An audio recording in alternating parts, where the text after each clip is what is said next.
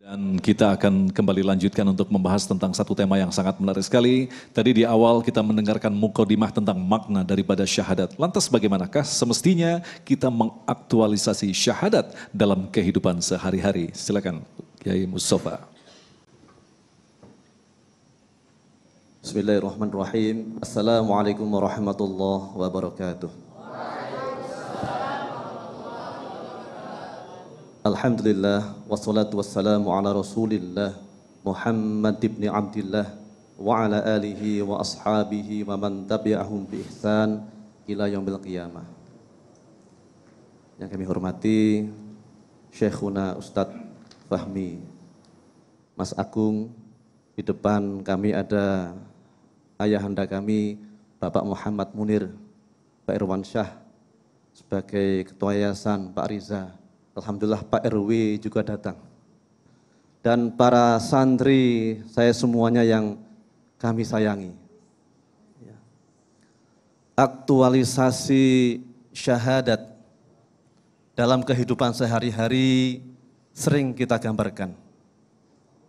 Kita gambarkan dengan aktivitas sholat, puasa, zakat, dan lain sebagainya. Apakah itu salah? Benar, tidak salah. Tetapi lebih dari itu, jika seseorang sudah bersyahadat asyhadu alla ilaha illallah, berarti dia sudah meyakini, mengimani sebagaimana rukun iman yang 6 itu tanpa dikurangi satu pun. Ada yang hafal rukun iman? Yang pertama adalah iman kepada Allah. Yang kedua kepada malaikat. Ketiga kepada kitab-kitab Allah. Keempat, yang kelima, yaumul akhir, hari kiamat. Dan yang keenam adalah beriman kepada ketetapan Allah Subhanahu wa ta'ala. Benar, insya Allah besok dapat ikan. Lalu setelah dia yakin, maka dia tunduk patuh menyerahkan jiwa raganya untuk Allah Subhanahu wa ta'ala. Yaitu dengan bertakwa pada Allah Subhanahu wa ta'ala. Al-khawfu minal jalil, hanya Allah lah yang dia takuti. Lalu wal amalu bitangzil, dia berusaha menggali, mempelajari Al-Qur'an untuk apa? Untuk diamalkan. Lalu wal isti'dad ila yaumir rahil. Dan sebelumnya wal qanaah bil qalil, dia qanaah, menjaga diri. Menjaga diri agar tidak makan yang haram. Menjaga diri agar dia tidak minta-minta. Menjaga diri agar dia tidak merasa sok miskin di bulan Ramadan. Dan yang keempat, wal isti'dad ila yaumir rahil. Dia selalu bersiap-siap, menyiapkan dirinya dalam segala aktivitas ibadahnya, semua itu hanya untuk disiapkan agar dia nanti bisa bertemu dengan Allah Subhanahu wa ta'ala dengan tersenyum, dengan senang hati. Kalau orang sudah seperti ini namanya orang muslim yang berkualitas. Berkualitas syahadatnya. Wa anna Muhammadan Rasulullah. Kita meyakini bahwa Rasulullah SAW adalah utusan Allah. Siapa Rasulullah itu? Beliau adalah utusan Allah Subhanahu wa ta'ala. Wa ma atakumur rasulu fakhudhuh wa ma nahakum anhu fantahu. Kata Allah Subhanahu wa ta'ala, apa-apa yang Rasul berikan kepada kita, kita terima dengan lapang dada. Dan yang Rasul benci, yang Rasul larang, kita jangan canggung untuk menjauhinya. Jangan canggung-canggung untuk sekali-kali tidak mendekatinya. Jamaah TV One dalam program Damai Indonesiaku.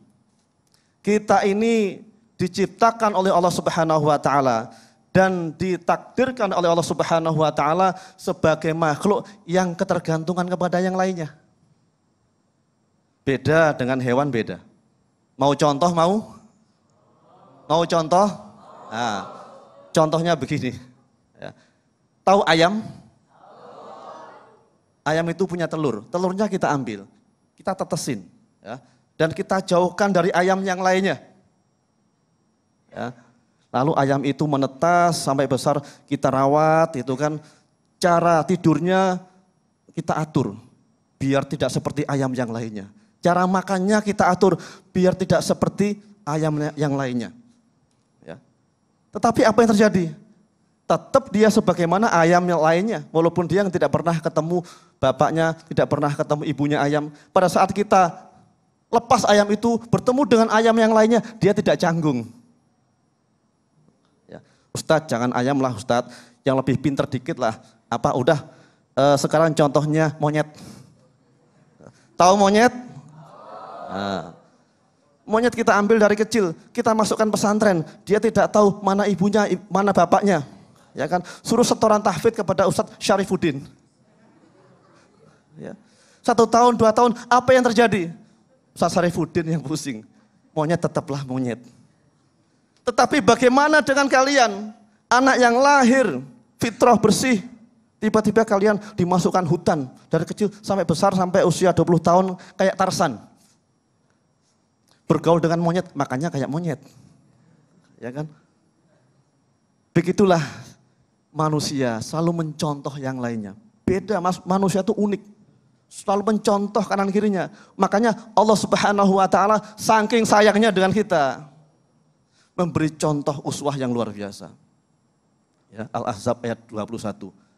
Laqad kana fi Rasulillahi uswatun hasanah.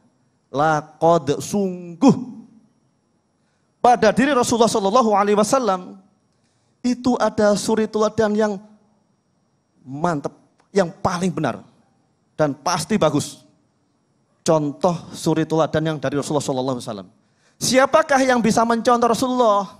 Ini pertanyaannya.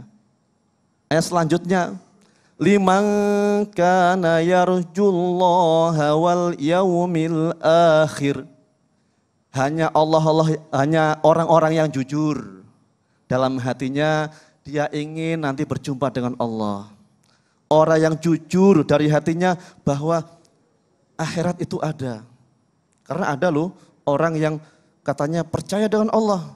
Tapi kalau akhirat nanti dulu, saya belum pernah ke sana. Tapi bagi orang yang jujur, dia percaya bahwa nanti kita akan bertemu dengan Allah Subhanahu wa taala dan pasti akan dimintai pertanggungjawaban di hadapan Allah Subhanahu wa taala nanti di akhirat. Maka dari itu jangan sampai kita salah langkah, jangan sampai kita salah bertindak, salah dalam ibadah. Ya kita nyontoh yang paling benar saja. Siapa? Guru, maha guru kita yaitu Rasulullah sallallahu alaihi wasallam. Ya. Jamaah TV One Damai Indonesiaku yang dimuliakan Allah Subhanahu wa taala. Rasulullah sallallahu alaihi wasallam itu adalah sosok maha guru yang luar biasa. Tadi sudah disampaikan oleh guru kita Ustadz Fahmi Tholib, saya hanya menambah saja. Saking luar biasanya, beliau badannya sehat, kuat, ya, ahli gulat, cerdas, hafalannya paling bagus. Tetapi yang dipuji oleh Allah Subhanahu wa taala adalah akhlaknya. Wa innaka la'ala khuluqin 'azim. Surah apa? Al-Qalam ayat 4 atau ayat 5? Ayat 4. Ya. Pada diri Rasulullah sallallahu alaihi wasallam terdapat akhlak yang mulia. Beliau pemimpin, pimpinan tertinggi. Oh, tidak ada orang di zaman sekarang ini ya yang paling ditaati dari Rasulullah sallallahu alaihi wasallam, bahkan dari sepanjang zaman. Dari pertama diciptakan manusia sampai akhir hayat manusia tidak ada. Luar biasanya taatnya para sahabat. Wibawanya luar biasa. Tidak ada orang sewibawa beliau. Wa innahu laqaulu rasulin karim. Rasul karim, rasul yang mulia, pimpinan para rasul. Tetapi apa yang beliau perbuat? Beliau tidak memperkaya diri. Ya, tidak mengkoordinir anak dan menantunya jadi pejabat, jadi gubernur, jadi yang lainnya tidak. Jadi pengusaha juga tidak. Bahkan ya, pada saat ada orang melanggar, yaitu mencuri. Yang mencuri ini anaknya anaknya pembesar, anaknya orang yang berpengaruh. Ya karena sudah menjadi budaya dari turun-temurun, ya, minta gratifikasi kepada Nabi. Ya Nabi ya bu diampuni. Ini anaknya orang berpengaruh ini. Nabi marah, merah mukanya. Kelihatan merah mukanya. Kalau Nabi marah tidak teriak-teriak. Karena beliau orang yang santun. Hanya merah mukanya. Apa kata beliau? Lau anna Fatimata binta Muhammadin saraqat laqata'tu yadaha. Seandainya Fatimah anakku ini binti Muhammad yang mencuri, pasti aku yang motong tangannya. Luar biasa, tegasnya luar biasa. Semoga kita nanti mendapat pemimpin yang tegas, yang berwibawa. Allahumma amin. Kalau kita tidak mencontoh Rasulullah, ini hukum ya. Hukum alam sunatullah, pasti kita akan mencontoh yang lain. Begitu. Ini hukum, enggak saat saya mencontoh Rasulullah, tapi juga saya mencontoh pang sana. Saya mau pakai baju gamis, tapi saya tato sama tindikan. Ya ini enggak benar. Bukan berarti mereka kita lebih bagus dari mereka, tidak. Banyak di antara mereka yang tobat ternyata jadi ulama dan insya Allah calon ahli surga. Ya demikian, semoga kita dimudahkan oleh Allah Subhanahu wa taala untuk melazimi syahadat asyhadu alla ilaha illallah wa asyhadu anna Muhammad Rasulullah, dan selalu kita bisa mencontoh baginda Muhammad sallallahu alaihi wasallam. Terima kasih Kiai, silakan kembali ke tempat duduk. Alhamdulillah kita telah mendapatkan pemahaman dari guru-guru kita. Dari yang pertama tadi makna daripada syahadat dan bagaimanakah aktualisasinya dalam kehidupan. Tentu saja kita akan dalami tema yang sangat menarik ini dengan menjawab pertanyaan-pertanyaan Anda. Selepas pesan-pesan berikut ini, Damai Indonesiaku yang dipersembahkan oleh Sarung Wadimor, tentu sarung kita.